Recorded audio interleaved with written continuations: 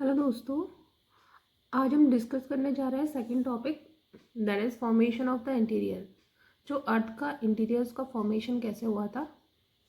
सबसे पहले हम बात करेंगे कॉन्सेप्ट के, जिसमें हम प्लानिटरी डिफरेंशिएशन और आउटगैसिंग, ये जो दो वर्ड्स हैं इनका मतलब क्या होता है। After that we discuss layers of the earth, that is crust, mantle and core, और उनमें जो डिसकंटिन्यूटीज़ होती हैं उनके बारे में डिटेल में डिस्कस करेंगे। इससे पहले वाले लेक्चर में हम sources of interior of discuss कर चुके हैं, जिसमें डायरेक्ट और इनडायरेक्ट सोर्सेज को हमने बहुत डिटेल में डिस्कस किया था। ठीक है, जो भी इस लेक्चर पर डायरेक्ट आए हो तो वो इन ये वाला जो टॉपिक है वो भी देख सकते हैं, राइट। तो let's get started the topic without any delay. Formation of interior, कि जो अर्थ का इंटीरियर है, ठीक है, वो बना कैसे फॉर्म हुआ। तो सबसे पहले इसको डिटेल में डिस्कस करने से पहले हम दो जो टॉपिक हैं, दो डेफिनेशंस हैं, उनके बारे में डिस्कस कर लेते हैं, क्योंकि फर्दर उनका जिक्र आएगा इस लेक्चर में। प्लानिटरी डिफरेंशिएशन क्या होता है कि डेंसर मटेरियल सिंक करता है सेंटर में, ठीक है, और जो लेस डेंस मटेरियल होता है वो राइज कर जाता है सरफेस पे। इसका एग्जांपल हम लेते हैं, जैसे कि एक हमने बकेट ली, उसमें हमने मिट्टी और पानी को घोल लिया और रोटेट कर दिया, ठीक है, तो दोनों को मिक्स कर दिया। कुछ देर बाद हम देखेंगे कि जो मिट्टी है जो हैवी है वो सेंटर पे जाके नीचे जाके क्या करेगी, बैठ जाएगी, और जो पानी है वो उसके ऊपर आ जाएगा। वही सेम चीज़ अप्लाई हो रही है इसमें।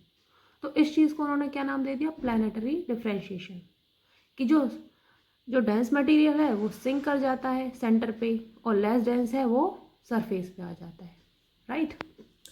Next definition is outgassing. Outgassing क्या होता है कि water trapped inside minerals erupted.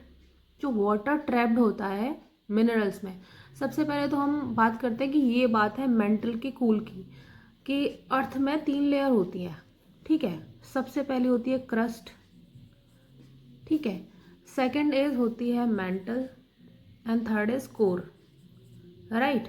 ये हमारी अर्थ है, ऐसे करके ये लेयर है, कोर है, फिर मेंटल है, और ये क्रस्ट है, इस टाइप से। तो ये बात हो रही है मेंटल की। अब ये देखिए, हम मेंटल की ही बात क्यों कर रहे हैं, सबसे पहले तो ये आना चाहिए, क्योंकि मेंटल में क्या है, जो हमारा सोर्स ऑफ लावा है, राइट, जो मैग्मा है। मैग्मा और लावा में क्या डिफरेंस है ये भी हम डिस्कस करने वाले हैं आगे। तो जो हमारा मतलब मैग्मा है वो बाहर आता है, वो मेंटल से ही आता है, और वो होता है फ्लूइड स्टेट में, राइट। तो जब उसमें से वाटर वाटर जो होता है मैग्मा में, ये मैग्मा है, और कहाँ से आ रहा है, मेंटल से बाहर, ठीक है। तो मेंटल से जब बाहर आ रहा है ये, तो इसमें क्या है, इसमें वाटर है, ठीक है, इसमें वाटर है, क्योंकि ये फ्लूइड स्टेट में है। जब वाटर से गैस और वेपर, और गैस और वेपर क्यों आ रहे हैं, क्योंकि ये बहुत हीटेड फॉर्म में होता है, तो उससे जो गैस और वेपर बाहर आता है उसको बोलते हैं outgassing. The water trapped inside minerals erupted release as gas and vapour. और ये कब होता है, जब मेंटल कूल होती है, जब मेंटल की कूलिंग हो रही थी, तो उसमें से क्या आ रहा था, वाटर और वेपर आ रहा था बाहर, ठीक है। उसी प्रोसेस को क्या बोल दिया, आउटगैसिंग। आई होप क्लियर हो गया होगा आपको। अब नेक्स्ट हम बात करते हैं लेयर्स, कि अर्थ की जो डिफरेंट डिफरेंट लेयर्स हैं उनके बारे में हम डिटेल में डिस्कस करेंगे। तो सबसे पहली जो लेयर है वो है क्रस्ट, ठीक है। अभी हमने बात करी कि ये हमारी अर्थ है, तो इसमें सबसे पहली है क्रस्ट, उसके बाद आती है ये मेंटल, एंड दैट सॉरी ये है कोर, ये है मेंटल, और ये है क्रस्ट, राइट। तो हम बात कर रहे हैं इसकी।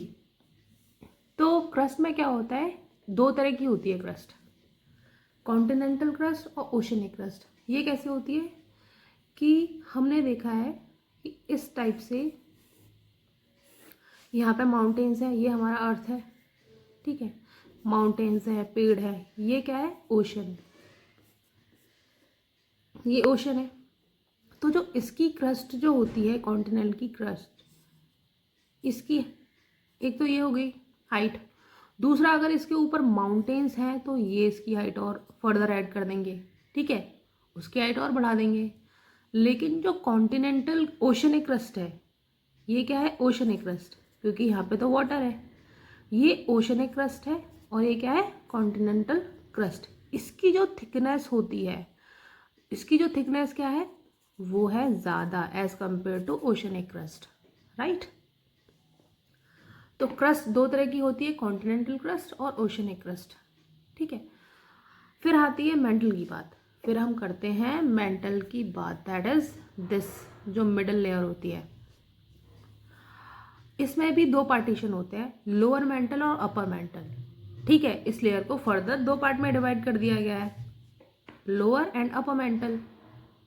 सॉरी, यहाँ पे गलत लिखा गया है, ये आएगा अपर क्योंकि ये ऊपर वाला पार्ट है, और ये आएगा लोअर, राइट।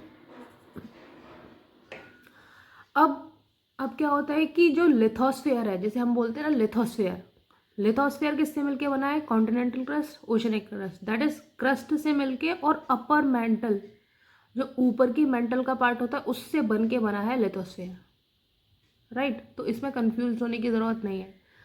और जो अपर और लोअर मेंटल के बीच में एक और लेयर होती है बहुत पतली सी, उसको बोलता है एस्थेनोस्फेयर। क्या बोलते हैं? एस्थेनोस्फेयर। एस्थेनो का मतलब होता है वीक, एस्थेनोस मीन्स वीक। और इसका जो फर्दर प्रोसेस क्या है कि यहाँ से जो एस्थेनोस्फेयर से क्या होता है, जो मैग्मा और लावा का कॉन्सेप्ट क्या है कि जब जो अगर अर्थ के इंटीरियर में है, अगर अंदर है लावा, तो उसको बोलेंगे मैग्मा, और जब ये बाहर आ जाएगा सरफेस से, उसको बोलेंगे लावा, राइट। तो एस्थेनोस्फेयर वो लेयर है जहाँ से मैग्मा बाहर आता है in the form of lava, right. Magma बोलेंगे अंदर है, अगर अर्थ की क्रस्ट के अंदर है, और अगर वो बाहर आ गया वॉल्केनिक इरप्शन के थ्रू, उसको बोलेंगे लावा। तो एस्थेनोस्फेयर क्या है? वो लेयर है यहाँ से ये चीज़ बाहर आती है, राइट। हमने एक और पढ़ा था कि जैसे ये हमारी अर्थ है, प्लेट टेक्टोनिक्स में पढ़ा, तो उसके ऊपर जो प्लेट्स हैं, जो हमारे कॉन्टिनेंट हैं, वो in the form of plate है, हमें मालूम है। ये हमने प्लेट टेक्टोनिक्स में बहुत डिटेल में पढ़ा रखा है। ये छोटी छोटी प्लेट्स हैं इनके बीच में। तो जो प्लेट्स हैं जिनका मूवमेंट जो हो रहा है, ये जो प्लेट्स हैं जिनका मूवमेंट हो रहा है, वो एस्थेनोस्फेयर के ऊपर ही हो रहा है। जो लेयर है एस्थेनोस्फेयर के, ये एस्थेनोस्फेयर है, इसके ऊपर ही प्लेट्स का मूवमेंट होता है। वो किसकी वजह से होता है? Convectional current. वो होता है कन्वेक्शनल करंट की वजह से। ये बहुत ज़्यादा डिटेल में हमने डिस्कस पहले कर चुका है। बहुत जो स्टार्टिंग से सीरीज़ को फॉलो कर रहे हैं उनको समझ में आएगा, और जो यहाँ पे आए हैं डायरेक्टली, तो प्लीज़ जो ज्योग्राफी की सीरीज़ चल रही है ना, वर्ल्ड ज्योग्राफी की, उनमें स्टार्टिंग में ये लेक्चर सारे दे रखे हैं, ठीक है, प्लेट टेक्टोनिक्स वगैरह। तो उसमें आपको डिटेल में बहुत अच्छे से समझ आएगा। नेक्स्ट हम बात करते हैं कोर की। तो कोर भी दो पार्ट में डिवाइड है, अपर और लोअर कोर, ठीक है। और जो लोअर कोर है वो सॉलिड है। अब वो सॉलिड क्यों है ये भी हम आगे डिस्कस करने वाले हैं, राइट। तो यहाँ पे हमने बात अभी की लेयर्स की, क्रस्ट, मेंटल एंड कोर, ठीक है।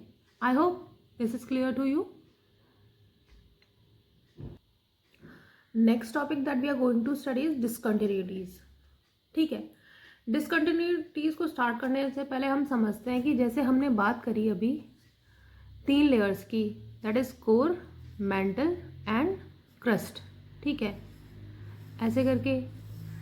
तो ये समझने वाली बात है कि कोर जैसे ही ख़त्म हुई तो यहाँ पे ऐसी कोई फाइन लाइन नहीं है जिसके बाद मेंटल जस्ट स्टार्ट हो गई हो, ठीक है। तो ऐसी कोई यहाँ पे भी ऐसी फाइन लाइन नहीं है कि मेंटल के बाद भाई क्रस्ट स्टार्ट हो रही हो। इनके बीच में ऐसा तो कोई ट्रांजिशन होगा जोन जहाँ पे ये दोनों मिलती हो, जहाँ पे कोर का भी पार्ट हो वहाँ मेंटल का भी पार्ट हो, राइट। क्योंकि कोई लाइन किसी ने नहीं खींची अंदर जाके कि भाई यहाँ से क्या है मेंटल स्टार्ट हो रही है, यहाँ से कोर स्टार्ट हो रही है, कि यहाँ से क्रस्ट स्टार्ट हो रही है, ठीक है। तो डिसकंटिन्यूटीज किसी को बोला गया कि जो transition zone between core mantle and crust, ठीक है। I hope you understand. Example जैसे क्रस्ट और मेंटल, अगर हम बात करें क्रस्ट और मेंटल की, तो उसके बीच में जो ट्रांजिशन जोन आती है उसको बोलते हैं मोहरोविक डिसकंटिन्यूटी, राइट। और मेंटल और core, that is mental and core के बीच में जो डिसकंटिन्यूटी आई, जो ट्रांजिशन जोन आई, उसको बोलते हैं हम गुटनबर्ग डिसकंटिन्यूटी, राइट। तो अभी हमने बात की कि मेंटल के भी दो पार्ट होते हैं, जैसे अपर और लोअर मेंटल। कोर के भी दो पार्ट है, that is upper and lower core. तो उनके बीच में भी ट्रांजिशन जोन होंगी, ठीक है। तो उनके बारे में हम देख लेते हैं डायग्राम में। So this is the image of discontinuities, ठीक है। यहाँ पे अभी हमने ऊपर देखे तो ये ओशन है और ये हमारी क्रस्ट है। तो जो ओशनिक क्रस्ट और कॉन्टिनेंटल क्रस्ट का हमने जो कॉन्सेप्ट पढ़ा था ये, तो इन दोनों के बीच में जो डिसकंटिन्यूटी है उसको बोल दिया गया है कोनार्ड डिसकंटिन्यूटीज, कॉनराड, ठीक है। अब जो डिसकंटिन्यूटी क्रस्ट और मेंटल के बीच में उसको क्या बोला गया, मोहरोविक डिसकंटिन्यूटी। अपर मेंटल और लोअर मेंटल के बीच में जो डिसकंटिन्यूटी उसको बोल दिया गया रैपिड डिसकंटिन्यूटी। अब जो लोअर मेंटल, जो मेंटल और कोर, ठीक है, आउटर कोर के बीच में जो डिसकंटिन्यूटी है उसको बोल दिया गुटनबर्ग डिसकंटिन्यूटी। और जो कोर के बीच में, दोनों कोर आउटर कोर और इनर कोर के बीच में जो है उसको बोला Lehmann discontinuities. These are they, मतलब बहुत सारे ऐसे टॉपिक आपको मिलेंगे, you have to revise them before the exams, क्योंकि ये वाली चीज़ आप भूल जाएंगे। तो आप लिख लीजिए कहीं पे और बिफोर द एग्जाम इनको याद कर लीजिए, ठीक है, right. I hope this is clear to you. After discussing discontinuity in detail we are going to discuss crust. अब हम सबसे पहले जो लेयर है क्रस्ट के बारे में डिटेल में डिस्कस करेंगे। हमने अभी बात की थोड़ी देर पहले कि जो थिकनेस होती है कॉन्टिनेंटल क्रस्ट की वो ओशनिक क्रस्ट की थिकनेस से ज़्यादा होती है। क्यों होती है? क्योंकि इसके ऊपर माउंटेन्स वगैरह होती है और वो इस टाइप का जो स्लोप है इस तरीके से होती है, राइट। यहाँ पे वाटर होता है, ठीक है, ये थिक होती है, ये थिन होती है। तो अगर हम कॉन्टिनेंटल क्रस्ट के बारे में बात करें तो उसकी थिकनेस कितनी होती है, 30 किलोमीटर, अप्रॉक्स 30 किलोमीटर, ठीक है। ओशनिक क्रस्ट की थिकनेस कितनी होती है, 5 किलोमीटर, ठीक है। अब ये क्यों होती है? क्योंकि, तो ये भी हम आगे डिस्कस करेंगे। थिक, ये थिक होती है, थिन होती है, ये समझ आ गया। अब ये है, ये होती है ओल्डर, कॉन्टिनेंटल क्रस्ट होती है ओल्डर और ये होती है यंगर। ऐसा क्यों? अगर हम इमेज पे जाए तो यहाँ पे कोई चेंज नहीं हो रहा, माउंटेन्स ऐसा तो नहीं है आज है कल नहीं है, ये भी रहनी है। लेकिन ओशनिक क्रस्ट में क्या होता है, मिड ओशनिक रिजेस बन रही हैं। हमने मिड ओशनिक रिजेस का टॉपिक पढ़ा था।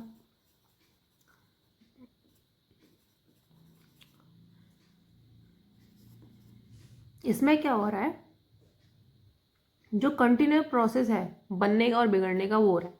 कैसे?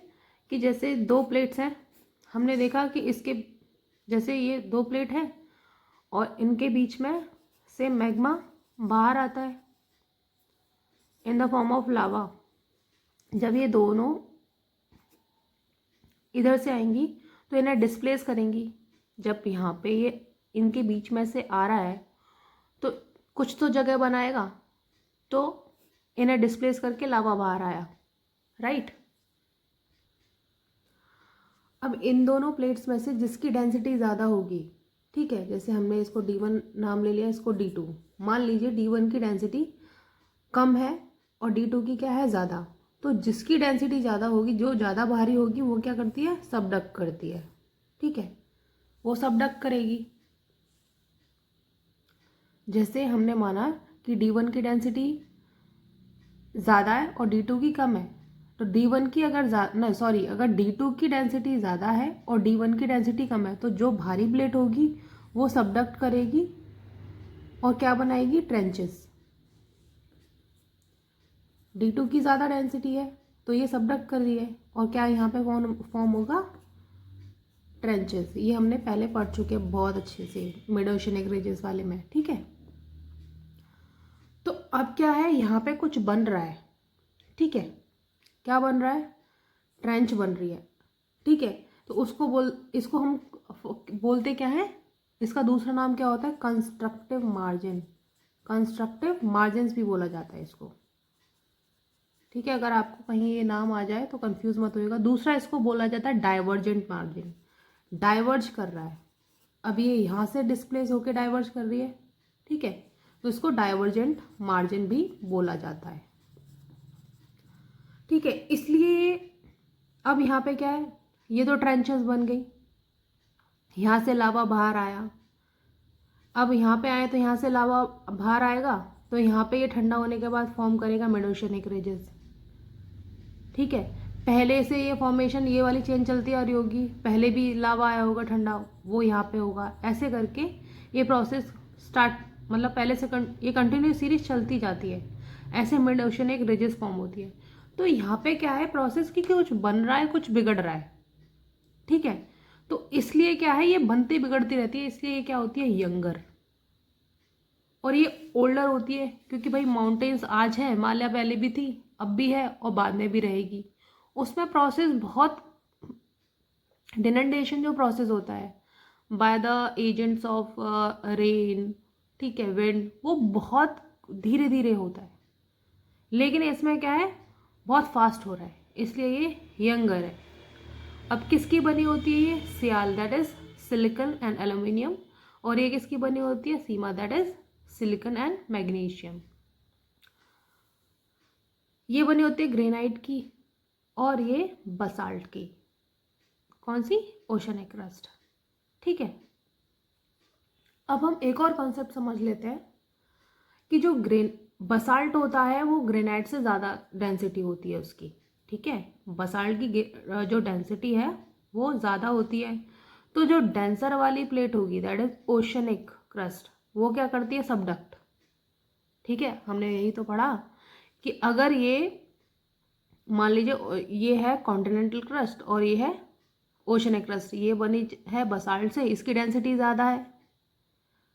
ये जब है जब ओशन, ये वाली ओशनिक क्रस्ट है और ये वाली क्या है, कॉन्टिनेंटल क्रस्ट, ठीक है। तो डेंसिटी इसकी ज़्यादा है, ये सबडक्ट कर गई, ट्रेंचेस फॉर्म हो रही है, ठीक है। ये कहाँ होता है, मिड ओशियनिक रिजेस में। I hope this is very clear to you. ये आपको बहुत अच्छे से पूरा टॉपिक क्लियर हुआ होगा, राइट। नेक्स्ट अगर कॉन्सेप्ट की बात करें जो हमने डिस्कस किया था अभी ओशियनिक क्रस्ट में, वो क्या था कि दो प्लेस, जब मैग्मा बाहर आ रहा था तो उसको कुछ मतलब आएगा तो जो प्लेट्स होंगे उनको ऐसे करके, मतलब कुछ सामान बाहर आएगा तो उसको जगह चाहिए निकलने के लिए, तो जहाँ पे जो भी सामान होगा उसको इधर फर्दर वो डिस्प्लेस करेगा, ठीक है। तो इसलिए हमने क्या बोला था, डाइवर्जेंट मार्जिन। और यहाँ पे बन रहा है क्योंकि मिड ओशियनिक रिजेस बन रही है, इसलिए उसको बोला कंस्ट्रक्टिव मार्जिन, राइट। क्वेश्चन जो आते हैं ना वो इस टाइप के आते हैं कि जो थिकनेस है वो जैसे कॉन्टिनेंटल क्रस्ट की वो ज़्यादा है, जो थिकनेस है वो कॉन्टिनेंटल क्रस्ट की ज़्यादा है, और किससे बनी है, सियाल से। और अगर हम डेंसिटी की बात करें तो ओशियनिक क्रस्ट की डेंसिटी भी ज़्यादा है क्योंकि वो बनी है बसाल्ट से, ये बनी है ग्रेनाइट से, राइट। और इसको क्या बोलते हैं, sima, that is silicon magnesium and silicon aluminium इसको बोलते हैं, ठीक है। तो ये आप कहीं लिख के रखिएगा। इसके साथ साथ आप ना शॉर्ट नोट बनाते जाइए, वो आपको बहुत ज़्यादा, यानी रिवीजन के टाइम ना यही चीज़ रिवाइज कर सकते हैं, क्योंकि हम ना तो बुक्स रिवाइज कर सकते हैं ना वो लिखे हुए पूरी मोटी मोटी बुक्स जो हमने नोट्स बनाए हैं। ये जो शॉर्ट नोट्स होते हैं ना, जहाँ पे सिर्फ कंसेप्ट लिखे हुए हैं, जो मतलब विद इन अ सेकेंड हमें जैसे ही सामने आ जाए और हमें समझ आता है, ऐसे आप भी लिख के रखिए साथ के साथ, क्योंकि ज़्यादा टाइम नहीं लगेगा ये सब लिखने में। नेक्स्ट टॉपिक हम डिस्कस करते हैं मेंटल, राइट। जो नेक्स्ट लेयर है मेंटल। मेंटल में जो लेयर है अपर लेयर, ठीक है, वो कौन सी है? एस्थेनोस्फेयर, ठीक है। और एस्थेनस का मतलब अभी हमने समझा क्या होता है, वीक। ये क्या होती है? मेन सोर्स ऑफ मैग्मा, ठीक है। अभी हमने पढ़ा मेन सोर्स ऑफ मैग्मा होती है और continental plates move on the asthenosphere. और जो कॉन्टिनेंटल प्लेट्स होती हैं, ये जस्ट टॉपिक देखिए कि अभी हमने डिस्कस किया है। ये जो डिफ़िकल्ट होते हैं ना कॉन्सेप्ट, उनको समझने का पहले यही है कि बाद में वो इजी लगे। ये अभी हमने डायग्राम बनाया था, ठीक है। जो प्लेट्स हैं मूव किस पे करती हैं? एस्थेनोस्फेयर पे, ठीक है। ये हमने प्लेट टेक्टोनिक्स में बहुत अच्छे से, और ये मूव क्यों करती हैं? कन्वेक्शन करंट की वजह से, राइट। तो अगर हम मैग्मा और लावा के बारे में बात करें कि क्या डिफरेंस होता है, तो मेंटल में अपर और लोअर दो लेयर्स हैं, ठीक है, जिसके बीच में क्या है? एस्थेनोस्फेयर। ये भी हमने डिस्कस किया था स्टार्टिंग में। तो उसमें क्या होता है? Magma, asthenosphere. मैग्मा जो बाहर आता है, कैसे आता है? अब देखिए, मैग्मा आया बाहर in the form of lava, मतलब नाम वही है। अब निक नेम समझ लीजिए आप, जैसे आपका स्कूल का नाम कुछ और है और घर का नाम कुछ और। तो जब वो अपने घर में था इंसान, तो वो मैग्मा कहला रहा था, जैसे ही स्कूल में वो गया लावा कहलाया, ठीक है। अब जब सरफेस पे आता है, मतलब ये ग्राउंड पे जब आता है लावा, जब वॉल्केनिक एरप्शंस होते हैं, ठीक है, और तो उसमें क्या होता है? पायरोक्लास्टिक डेब्रीज होती हैं, ठीक है, वॉल्केनिक बॉम्ब्स होते हैं, ऐश होती है, डस्ट होती है, गैसेस होते हैं, नाइट्रोजन, सल्फर, क्लोरीन कंपाउंड्स होते हैं, और उसमें हाइड्रोजन और आर्गन भी होती है, राइट। तो ये चीज़ आप लिख लीजिए कहीं पे, ठीक है। आई होप मैग्मा और लावा में डिफरेंस समझ में आ गया होगा आपको। Last but not the least, we have going to study core, जो बिल्कुल सेंटर का जो पार्ट है, ठीक है। कोर क्या है? सेंटर पार्ट ऑफ द अर्थ। तो कोर को हम नाइफ लेयर भी बोलते हैं। अब क्यों बोलते हैं भाई? वो बनी हुई है निकल और आयरन से, इसलिए उसको नाइफ लेयर बोल दिया। अब देखिए, अब समझते हैं कॉन्सेप्ट। अब हमने देखा कि कोर जो है सबसे अंदर वाली लेयर है, ठीक है। और हमने स्टार्टिंग में ये भी पढ़ा था कि ये दो पार्ट में डिवाइड होती है, ठीक है। कोर दो पार्ट में है, एक तो आउटर कोर है, आउटर वाली, और एक है इनर कोर। जो इनर कोर है वो है सॉलिड। वो क्या है? सॉलिड। अब क्यों सॉलिड है? यहाँ क्या समझते हैं कि ऊपर इतना सारा सामान है इसके, ठीक है, ऊपर इसके बहुत सारा सामान है। तो जो नीचे वाला सामान है उसका जो प्रेशर है उस पर इतना डालेगा कि उसकी डेंसिटी बहुत हाई हो जाएगी। डेंसिटी का मतलब बहुत कम जगह में ज़्यादा सामान आना, ठीक है। अब इतना भारी चीज़ को रख दोगे तो उसकी डेंसिटी अपने आप हाई हो जाएगी, ठीक है। क्योंकि इस पर ये वाली जो, क्योंकि इसके पास फर्दर भी तो लेयर है, मेंटल है, क्रस्ट है, ठीक है। इसके ऊपर मेंटल भी है और क्रस्ट भी है, उनका भार, और इन सारी लेयर्स का जो वो भार है वो इस पे पड़ रहा है, ठीक है।